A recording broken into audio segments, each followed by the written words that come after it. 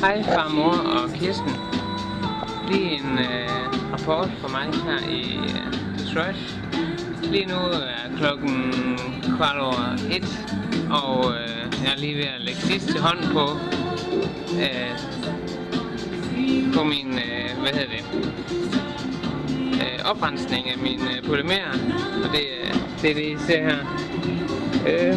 Det er lidt udsidigt, synes jeg.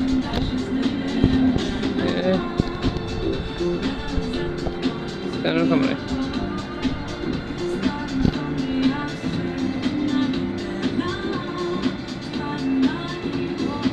Yes. Jeg kan se her, det er polymeren i en opløsning af acetone, som lige skal filtreres fra herned. Og her er det sidste, der lige skal hældes i. Så er jeg færdig for i aften.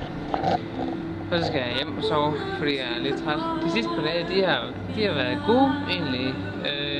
I dag har Mike og jeg været på noget, der hedder Ford Field. Det er sådan et fodboldstadion, hvor man ser amerikansk fodbold. Det var faktisk fedt.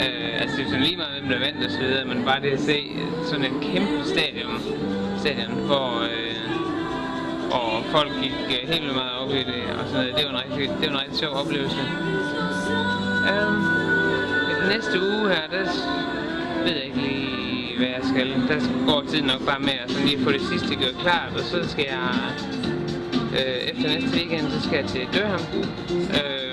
Flyve 1000 km sydpå, hvor jeg skal starte et nyt projekt, og det er vi allerede begyndt at forberede lidt.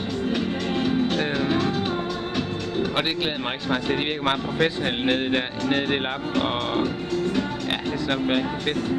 Jeg håber, I har det rigtig godt derhjemme. Jeg tænker egentlig tit på jer, og jeg glæder mig også meget til at komme hjem til jul, hvis jeg skal være helt ærlig. Jeg er lige nødt til at hælde noget mere af det her stat over. Sådan. Men ja, jeg glæder mig til at vi ses. Og ja, vi ses. Hej.